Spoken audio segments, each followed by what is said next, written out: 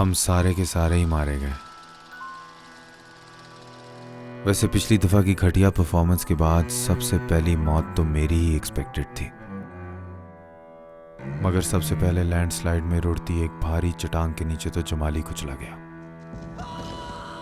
इरज ने भी बहुत कोशिश की, लेकिन कराची के लोगों से ठंड नहीं बर्दाश्त होती। डॉक्टर साहिबा ने उसको बचाने की बड़ी कोशिश की, मगर अपने आप को ही ना बचा पाई और हीट स्ट्रोक से मारी गई। हाँ जी, ठंड में भी हीट स्ट्रोक हो जाता है। चढ़ते चढ़ते गलत जूतों की वजह से मेरे बाएं पांव के अंगूठे पे फ्रॉस्ट बाइट हो गई और उसको काट के फेंक देना पड़ा। कुछ लोग तो हाई ऑल्टीट्यूड पे सोने के बाद अगले दिन उठे ही नहीं। वहम और बुरे ख्वाबों का कोई इलाज नहीं। अभी हम जिंदा हैं और हम जा रहे हैं गिलगित बल्तिस्तान की तरफ। हुंजा में एक होटल है, ग्लेशियर ब्रिज की तरफ। ओए यार एहसान, ये तो जिम इंस्ट्रक्टर ने मना किया हुआ खाने से। No gym inspector. हाँ दबा के अब तो यहाँ पे आज एप्रिकेट केक खाया, कॉकी केक। यार एहसान सीरियस हो जाओ थोड़ा। What are we doing? देखो मैंसप्लेनिंग आने वाले ट्रैक की तैयारी में हम थोड़ा टांगों को सीधा कर रहे हैं ब्रो। भाई इस चक्कर में टांगे ना तोड़वा देना। बॉय बैलेंस बिल्कुल कुक्कड़ वाला बैलेंस। अरे भाई ये हम क्या बतूरा के साथ जाएंगे? हाँ अच्छा, तो ये हम अलग जा रहे हैं। ये तो ब्रिज बना रहे हैं यार। रास्ते में हमें ड्राइवर ने एक बाबा जान की कहानी सुनाई। 4 जनवरी 2010 को अताबाद का एक पहाड़ सिरक कर दरियाई हुंजा में गिर गया और दरियाई हुंजा का पूरा बहाव वहाँ से बंद हो गया। ये है बाबा जान। ये बात कर रहे हैं उस वक्त की जब दरियाए हुंजा में पानी की रुकावट से पानी इकट्ठा होने लगा और उससे लोगों के गांव डूब गए। ये झील एक 23 किलोमीटर का इशारा है उस क्लाइमेट चेंज की तरफ जिसने हमें और भी अभी बर्बाद करके जाना है। नॉन पोलर रीजन्स के सबसे बड़े ग्लेशियर्स जो कि गिलगित बल्तिस्तान पाकिस्तान में पाए जाते हैं, उनने भी क्लाइमेट चेंज से पिघल जाना है और फिर पानी के बहाव से सैलाब आ जाना है। अल्लाह खैर करेगा यार। खैर, हम हैं गिलगित बल्तिस्तान में। आई रिमेंबर बचपन में ज्योग्राफी की क्लास में इस एरिया को नॉर्दर्न एरियाज लिखा जाता था मैप पर कि it's a region administered by Pakistan as an autonomous territory. It's constituting the northern portion of the larger Kashmir region, which has been subject of a dispute between India and Pakistan since 1947. Ratte लगाए थे मैंने वो levels में इस जुमले के, मगर अब क्योंकि मैं इधर एक्चुअली आया हुआ हूँ तो एक नई पहलू से इनकी कहानी जान पा रहा हूँ। कोई ब्रिज टूटी भी है। ये रस्सी किधर लगाया मैंने? ये देखे मोर भाई, फुल जुगाड़ सिस्टम इधर भी है। सामने क्यों रुके हुए हैं हम लोग? हम रुके हुए हैं क्योंकि हमारी किस्मत खराब है। अब इसलिए रुके हुए हैं क्योंकि एक गाड़ी का इंतजार है और सब साथ जाते हैं, क्योंकि अकेले नहीं जा सकते। और हमारी एक जीप पीछे चेक पोस्ट पे उन्होंने रोक ली है। हालांकि हम साथ साथ थे, हम आगे निकल आए तो उन्हीं का इंतजार है। क्या रोड बनाई है मुश्किल जगह पे। ये रोड इन लोगों ने खुद बनाई है। विलेजर्स ने 18 साल में तकरीबन 60 किलोमीटर की बनाई, और क्योंकि ये आपको पाकिस्तान के सबसे खूबसूरत इलाके का एक्सेस देती है तो टूरिज्म के लिए इस्तेमाल की जाती है और टूरिज्म ही इनकी इकोनॉमी को चलाती है। तो ये इन रोडों को खुद सही करते रहते हैं। हमारे रास्ते में थोड़ी रोड बंद थी, मगर फिक्र हमें इस बात की कम थी, जो भी करना है मिलके करेंगे, हम आगे चलेंगे, आगे बढ़ेंगे। गिलगिती है, बल्ती है, वकी शमशाली है, मुस्लिम इस्माइली है। जिंदाबाद भाईजान, छा गए। हर टोयोटा लैंड क्रूजर में कम से कम एक बेलचा तो ज़रूर होता है। लैंडस्लाइड का रोज़ाना जो मुकाबला करना पड़ता है। वैसे गिलगित बल्तिस्तान का पाकिस्तान का सूबा बनने में मुझे गिलगितियों के लिए और पाकिस्तानियों के लिए तो फ़ायदा नज़र आ रहा है, तो फिर ये सूबा क्यों नहीं बन पा रहा? कुछ कश्मीरी कॉम्प्रेस ग्रो जैसे कि Jammu and Kashmir liberation front का कहना है कि गिलगित बल्तिस्तान आने वाली जम्मू और कश्मीर रियासत का हिस्सा है, जबकि इंडिया गिलगित बल्तिस्तान को गुज़श्ता princely state Jammu and Kashmir का हिस्सा समझती है, यानी कि अपना। ये तो सब पुरानी तारीख है जो कि शायद हमें भूल जानी चाहिए और आने वाली नस्ल के बारे में सोचना चाहिए, और शायद यहाँ के लोगों से पूछना चाहिए कि वो क्या चाहते हैं। यूनाइटेड नेशंस ने इस रीजन को एक डिस्प्यूटेड रीजन मुतय्यन किया है और यहाँ पे पाकिस्तान और चाइना के सीपैक प्रोजेक्ट्स को इलीगल करार देती है। एक सेकंड, हमें ज़रा थोड़ा ऊपर से पहले समझ लेना चाहिए। गिलगित बल्तिस्तान के जनूब में आज़ाद कश्मीर, मगरब में KPK, शुमाल में वखान कॉरिडोर, शुमाली मशरक में चाइना का जिनजियांग और जनूबी मशरिक में जम्मू एंड कश्मीर और लद्दाख बॉर्डर टच करते हैं। Sorry for the miss spelling on Kashmir. अक़वाम मुत्तहिदा तो इसको पाकिस्तानी एडमिनिस्ट्रेट कश्मीर का नाम देती है, जबकि गिलगित बल्तिस्तान तो आज़ाद कश्मीर से 6 गुना ज़्यादा बड़ा है in terms of geographic area. हम जा रहे हैं यहाँ पे शमशाल वैली की तरफ। Sometimes it's hard to believe कि हमने चूज़ किया था अपने आप को इतनी रिस्की सिचुएशंस में डालना। ये रोडें पाकिस्तान की ख़तरनाक तरीन रोडों में से एक रोड है। यहाँ से कई लोग गर के मर चुके हैं, जिनमें से अब हमारा नंबर भी हो सकता है। नहीं यार एहसान, मुझे अभी जीना है यार। जीना मरना तो उसके हाथ में है ना। बेशक एहसान, इसीलिए कहते हैं कि सफ़र के वक्त सदका ज़रूर निकाल देना चाहिए। वैसे मुरू तुम्हें पता है ये शम्स तबरेज़ की मेडिटेशन प्लेस है। शम्स तबरेज़ कौन, वो जो रूमी का उस्ताद था? नहीं, वो वाला शम्स तबरेज़ नहीं है। ये एक और शम्सुद्दीन मोहम्मद है, इस्माइली इमाम के बेटे, जो कि अलमुत में मंगोलों के कब्जे के बाद यहाँ चुप कर भाग आए थे। वो अलमुत वो जगह है ना जहाँ पे वो असैसिन्स होते थे? हाँ, वहीं जो ईरान में तेहरान से 200 किलोमीटर दूर है। ये वही अहम शख्स हैं जिनकी वजह से इस्माइली इमामत का सिलसिला आज तक चलता आ रहा है। आगे की हिस्ट्री यहाँ के बुजुर्ग से सुनने आए।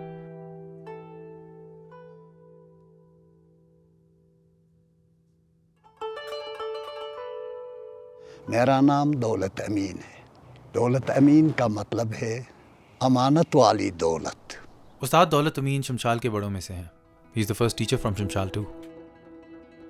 ये हमें बता रहे हैं कि इंसान ने इस शमशाल के इलाके को क्यों और कैसे आके आबाद किया। 570 साल पहले की कहानी है ये। एक हुंजा के वजीर के भाई मामू सिंह की। मामू सिंह को शिकार और कोपेमाई का बड़ा शौक था और एक दिन आइबेक्स की तलाश में चले गए वो गोजाल।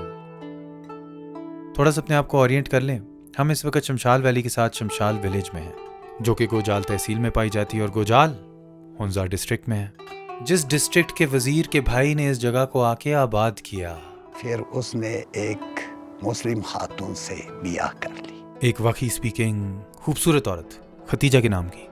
वकी समझते हो ना, वखान कॉरिडोर का पहले बताया था ना, बॉर्डर पे जो आता है। वकी औरत से प्यार किया, शादी की और उनको भी उठा के ले आए अपनी बकरियों के साथ यहाँ शमशाल विलेज। पानी की सप्लाई सेट की और ज़राअत की बिजनेस चलाई। दौलत अमीन साहब ने तो 1960 में अपनी आंखों के सामने मीरी निज़ाम को ख़त्म होते देखा है। यहाँ के सारे किसान जो हैं वो मीरों को टैक्स देते थे। खैर, शमशाल शिफ्ट होने पे मामू सिंह की बीवी उनसे खुश ना थी और साथ में यहाँ कोई इंसान नहीं थे, बस वो मियाँ बीवी। जिंदगी में रौनक की कमी थी और साथ में बच्चे भी नहीं हो रहे थे। तो इतने में बीवी ने प्यार से कहा, मामू शाह जल्दी आ जाओ, जल्दी आ जाओ। एक सफ़ेद दाढ़ी वाला बुजुर्ग हमारे घर में आए। उसने कहा, नहीं, मैं खुदा की तरफ से आया, मेरा नाम शमसुद्दीन मोहम्मद। वही शमसुद्दीन मोहम्मद जिसके मज़ार पे हम पहले रुके थे। उसने कहा, मामू सिंह कि तुम्हारा बेटा होगा और जब वो बालिग हो जाए तो उसको शमशाल पास की तरफ भेज देना। चलें जी, माशाल्लाह बहुत अच्छी कहानी थी। चलें, क्या कर रहे हैं आप? उठे ना, एक्लेमेंटेशन के लिए नहीं जाना।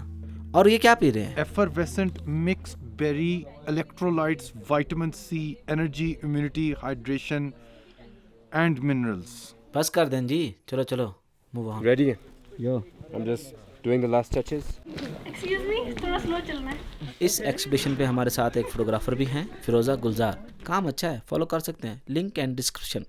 यार स्टिक्स हमारे उधर पड़े हुए ना। हाँ, मैं अपने भूल गया हूँ। मुझे नहीं ज़रूरत। तो वो हाइकर मैंने ब्रो, मैं नहीं हूँ। नहीं सब मैं डेजर्ट बॉय हूँ। तो जैसा शमसुद्दीन ने कहा वैसा ही हुआ। मामू सिंह के घर में एक बेटे की विलादत हुई जिसका नाम उनने शेर रखा।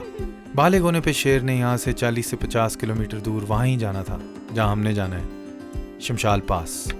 मगर वो हमारी तरह अभी रेडी ना था। उसको भी शिकारी बनना था, उसको भी हमारी तरह अभी एक्लेमेटाइज होना था। वाह, वहाँ तो बिल्कुल एक्लेमेटाइज हो गई। वो बड़ा वाला फैन लेके आओ। Production 8 kilos in my bag and 17 kilos on my shoulder. So in total 25. That's how much it should be able to. अपने इकलौते बच्चे को इतने मुश्किल सफ़र पे भेजना आसान तो ना हुआ होगा मामू सिंह के लिए, मगर यही वो सफ़र था जिससे शेर बच्चे से आदमी बना और एक दिन उसको शमशाल के लिए लड़ना पड़ा। माशाल्लाह जी, बहुत अच्छी कहानी थी। अभी पूरी तो नहीं हुई। कल की ट्रैक की तैयारी करनी है। हाँ, अच्छा, मूव ऑन। ये बालों के साथ क्या कर रही हो? फिर तुम्हें अंदाज़ा नहीं कितना मसले होते हैं ट्रैक पे बालों के? हाँ हाँ, मसले तो बड़े होते हैं, लेकिन हमारे इतने लंबे नहीं। चलो चलें। चलो यार साथ भाई, बस कर दो हर वक्त स्पीच। चलो ना यार, आज जब निकलना है ना यहाँ से तो सबसे आगे रहना है ब्रो। आगे किसी ने नहीं जाना, अगर कोई गया ना ये डंडा उसके लिए। बारे भाई ऐसा तो ना कहें।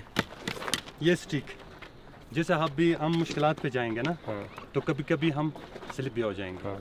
तो इस स्टिक की जो है ना हालात आप देखें, आप जब गिर जाएंगे ना तो ये बर्दाश्त नहीं करते। इसमें जितने भी जोर डालें ना ऐसे ही। इसके लिए कहते हैं, हमारे बुजुर्गों ने कहा कि तुम्हारे छोटा भाई किसी भी जगहों पे जो है ना ये आपकी मदद करेगा।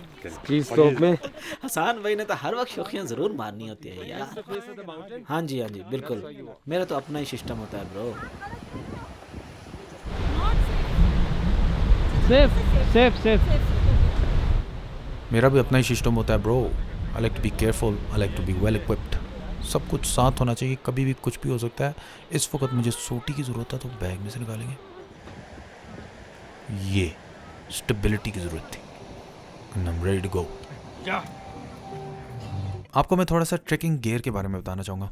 You need 3 pairs of trekking shoes, 2 for the hike, 1 for the summit. जराबों के 4 पेयर और 1 पेयर गेटर्स के, ताकि स्नो ना घुस जाए जूतों में। वाटरप्रूफ ट्रैकिंग पैंट्स और ट्रैकिंग बैग भी ज़रूरी है। साथ में 2 स्पोर्ट्स शर्ट्स हैं और 2 ही थर्मल भी हैं।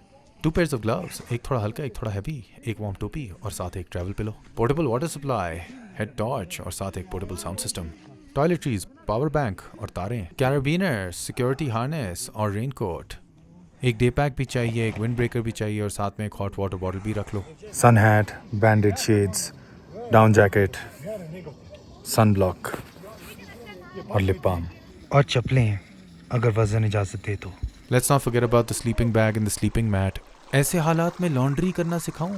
एक थैले में गंदे कपड़े और सर्फ डाल के उसको चलते पानी में से गुजार। पानी के साथ साथ सारा गंद भी एग्जॉस्ट होता जाएगा। सफ़र का आगाज़ है और गारमिन फीनिक्स 7 सैफायर सोलर पे सब मेजर किया जा रहा है। वैसे कुछ चीज़ों को मेजर नहीं किया जा सकता।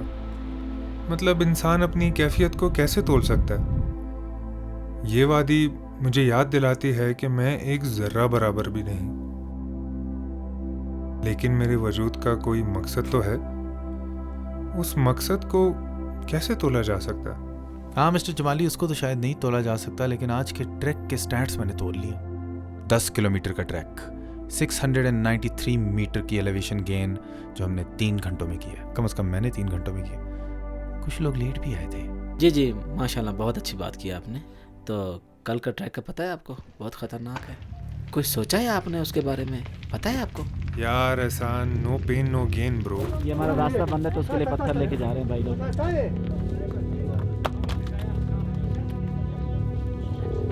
यार एहसान, बच्चा कह रही है यहाँ से बंदा गिर सकता है यार। छोड़ें, बच्चा का आगे जो होगा देखा जाएगा। बच्चा, इतने हम डर नहीं रहे जितना तुम डरा रही हो हमें यार। मैं डरा नहीं रही हूँ, मैं आपको बस बता रही हूँ कि चांसेस कैसे हो सकते हैं। मैंने मैथमेटिक्स स्टडीज किया हुआ है। क्या किया? Mathematics. Okay. The worst possible forecast. मुझे साथ साथ स्ट्रेस सिनारियो भी बताने पड़ते हैं। लाला ठीक है, बस जाओ, सही है, गिर गया तो गिर गया, बस खुदा क्या वाले। चलो, ये हमारी शायद आखिरी लम्हा हो सकता है। क्या हो गया यार? अभी पढ़ लो कलमा तो।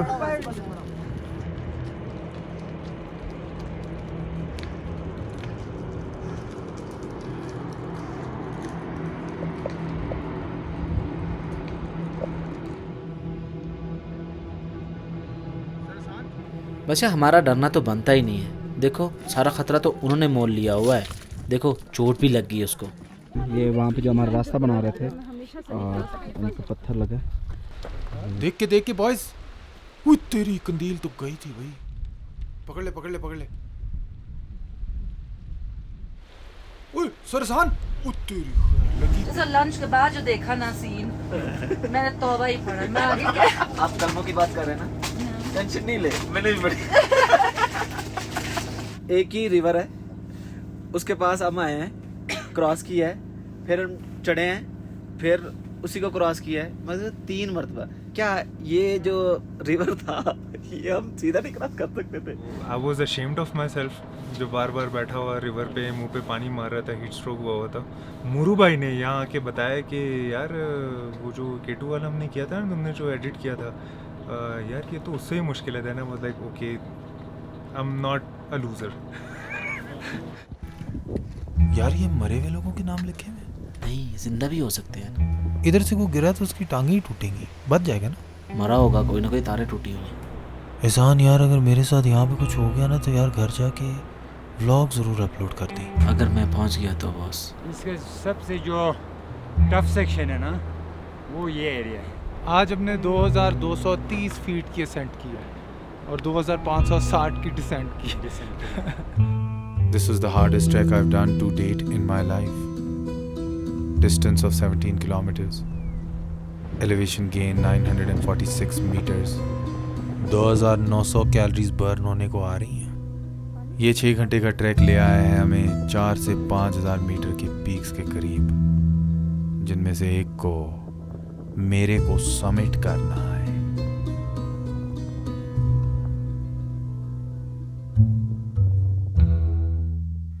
मगर पहले थोड़ी बॉडी को रिकवरी की ज़रूरत है, नींद की ज़रूरत है, थोड़ी सी डीप स्लीप बॉडी की रिकवरी के लिए, थोड़ी सी REM ख्वाबों को ज़िंदा रखने के लिए, थोड़े से पैरों को भी ठंडे पानी की ज़रूरत है। ठंडा करने से ब्लड वेसल्स कंस्ट्रिक्ट हो जाती हैं और मसल की सोरनेस और स्वेलिंग कम हो जाती है, और हाँ साफ सफाई भी हो जाती है थोड़ी।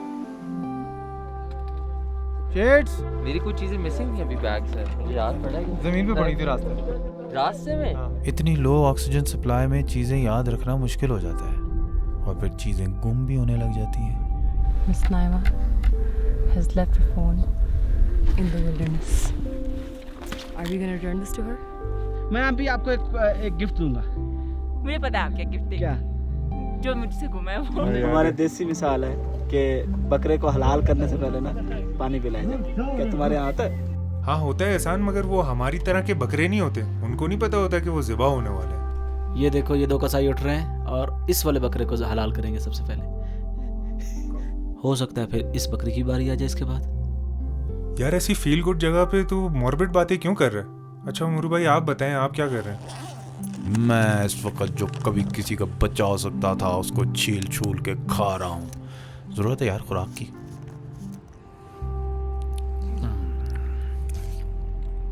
मज़ेदार, माशाल्लाह, अल्लाह का शुक्र, बहुत खूबसूरत मंजर है। अगर आपकी विटामिन हो गई हो तो आगे चलें।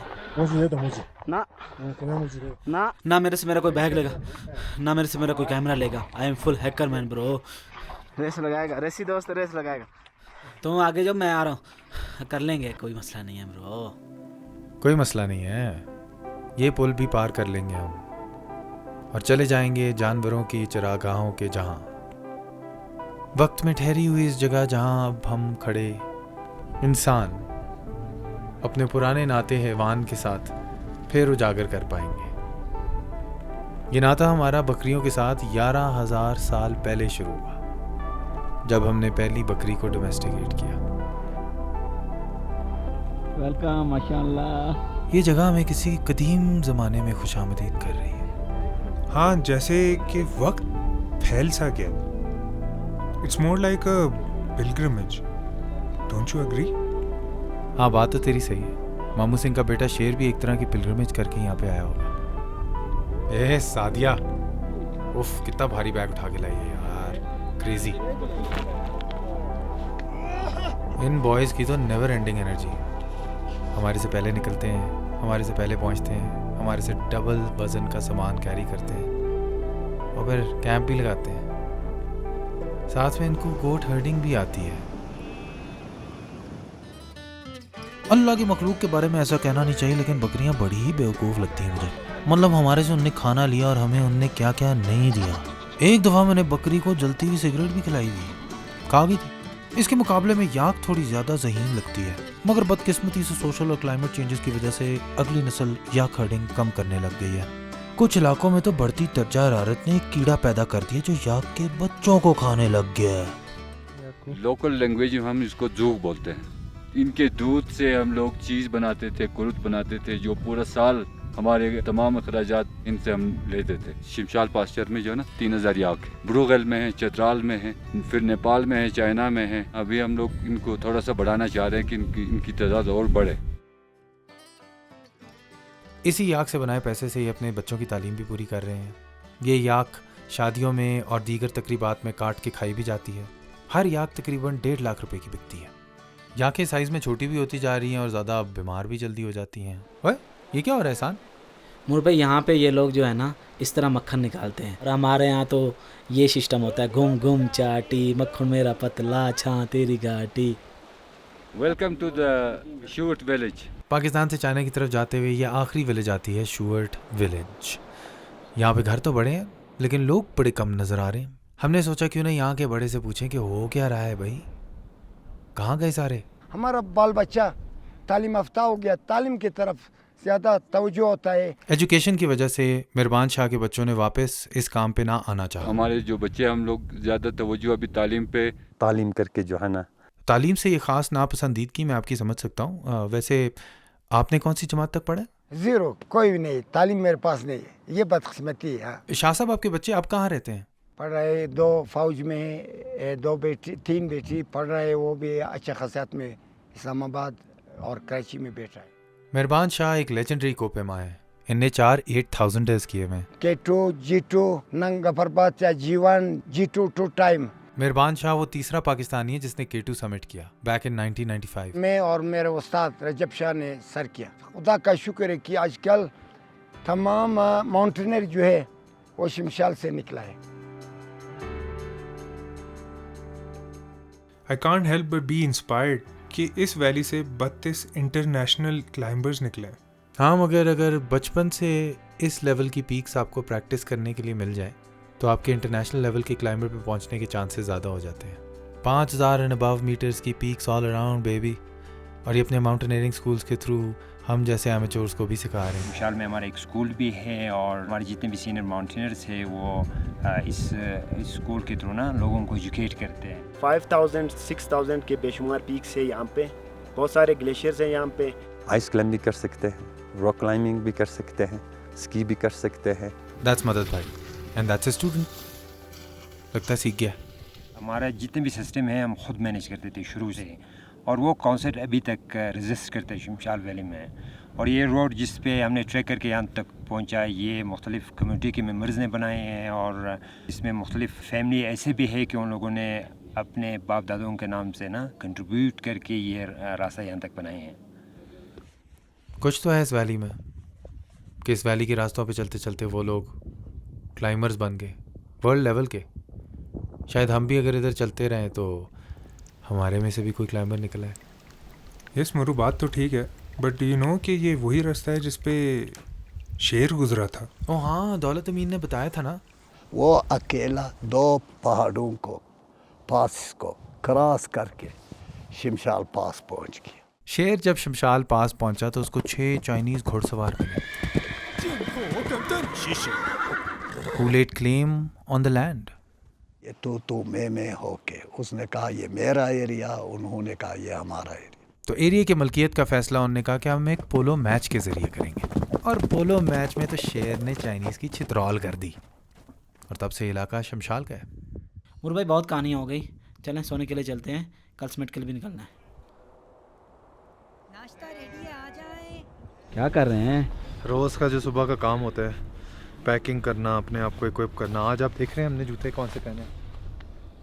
1 टन का तो ये जूता है। आज फुल आप रेडी मूड में चल रहे हैं माशाल्लाह। हाँ, मैं सीरियस हो गया हूँ ना, मैं ये मजाक का मेरे पास कोई टाइम नहीं। ये जो बच्चे बैठे हुए बातें करते रहते हैं ना सारा वक्त, और ब्लफ खेलते रहते सारी रात, मेरे पास कोई टाइम नहीं इन कामों के लिए। आपने जूते को कमाल पहने हैं यार। ये जूते बड़े ज़बरदस्त हैं। लास्को टीरास की माउंटेन सीरीज़ के हैं, कम्प्लीटली वाटरप्रूफ हैं, मगर ये बिल्कुल दे आर लाइक लकड़ी की तरह है भाई। इसके अंदर एंकल और फुट मूव नहीं करता। लेकिन ये आपके यूज नहीं है ना, तो आज आपको ही पता चलेगा, मुझे भी पता चलेगा। इन सबके पास यूज्ड है। ये थे $270 के। 270? हाँ, महंगे महंगे। आपकी नी में दर्द था यार बड़ा। यार नी में दर्द अभी भी है, लेकिन जो तुमने मुझे वो दिया ना knee support, thank you so much. उससे आई थिंक बड़ा मुझे फर्क पड़ेगा। क्या पहना है सर आपने? सर मैंने ये हार्नेस पहना। हाँ जी, हार्नेस वाने चढ़ा के थोड़ा टाइट वाइट करके। ओ बारीक भाई थोड़ा ख्याल से, यहाँ पे सिस्टम भी है। अच्छा, सिस्टम के साथ रस्सा बांधना है, अगर गिरने लगे तो सिस्टम बजा लेगा। ये क्या थ्योरी है यार। हम 2 टीम में डिवाइडेड है कि आगे कोई जा रहा है तो उसके लिए आपने डील देनी है, क्योंकि वो जा रहा है उसकी बेस पे चलना है। और अगर वो रुका हुआ है तो पीछे वाले को देखना है। अच्छा महा, आप बताएं कैसे होता है? वहाँ इस तरह क्यों चल रही है? इस तरह थोड़ी ना चढ़ती है। मजाक नहीं। आप मजाक करें, मैं तो वीडियो बना रहा हूँ। आप ये बताएं कि आपका माउंटेन क्लाइंबिंग का एक्सपीरियंस कितने साल का है? 25 years. लेकिन क्लाइंबिंग में ना यह है कि भाई आदमी के पास जुनून होनी चाहिए। तकलीफात भी आएंगे आप लोगों के ऊपर, ठीक है कि नहीं? उसके जिम्मेदार हम लोग नहीं। रास्ता बनाना हमारा काम है, ठीक है कि नहीं? आप लोगों को मदद करना हमारे काम है। दुआ कर लेते हैं। चलें जी, शुक्र है अल्लाह का, जिस काम के लिए हम लोग आए थे वो दिन आ गया हमारी ज़िंदगी में, और इंशाअल्लाह ये हम सबमिट करके ही आएंगे। ओ भाई, अभी से ये हाल है तो आगे क्या होगा? अल्लाह खैर करेगा। चलेंगे ब्रो। एहसान, क्या है तासुरात? बहुत मुश्किल है मोरू भाई, बता नहीं सकता आपको। हम कैंप 2 पे कैंप 1 पे हैं? हम लोग तो बस कैंप 2 पहुंच गए। कैंप 2 पहुंच गए, इसके बाद कैंप 1 और उसके बाद समिट पुश। उसके बाद कैंप 3 फिर समिट पुश। मुझे भाई champion. Doesn't he remind you of Willem Dafoe? Hello climbing group वाले। अच्छा दिख तो रहे मगर कोई जवाब नहीं दे रहा। वो देखो एक पतली सी लाइन जा रही है, नहीं दिख रहा तुम्हें? They're like struggling. उन्होंने कहा था कि जब हम डीप स्नो पे जाएंगे ना तो फिर आपसे रब्ता करेंगे। यार ये मुझे सेकंड पोजीशन पे रखने का किसका प्लान था? मुझे तो लास्ट होना चाहिए। मैं तुम्हारे साथ हूँ ना, कोई मसला नहीं है बेटा, हम साथ साथ चलेंगे। माँ तुम्हें एहसान तंग तो नहीं कर रहा? I guess not. थोड़े से जीने के लिए थोड़ा सा मरना भी पड़ेगा। जिंदगी की बेहतरीन है ये तजर्बा, थोड़े खतरनाक मगर दिल की बात करनी बयां बात हो, तो थोड़े से जीने के लिए थोड़ा सा मरना भी पड़ेगा।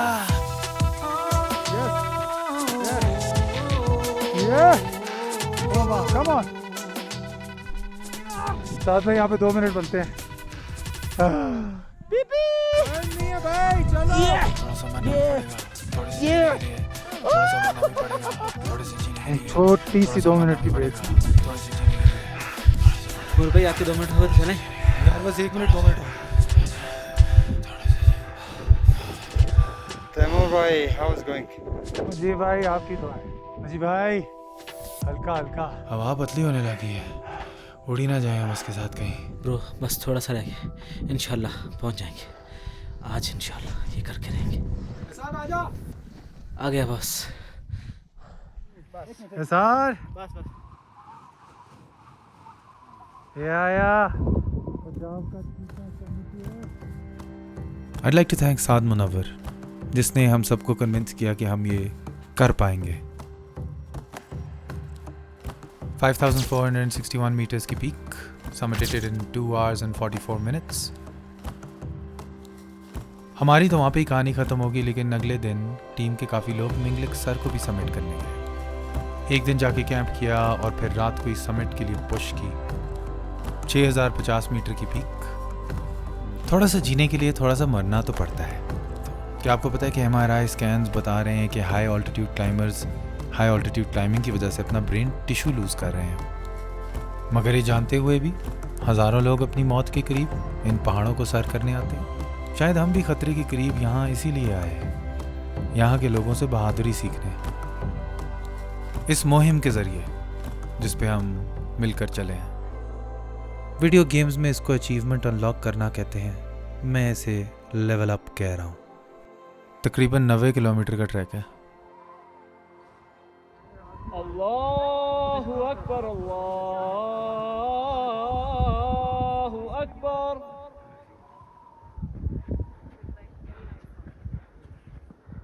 अल्लाहु अकबर, अल्लाहु अकबर।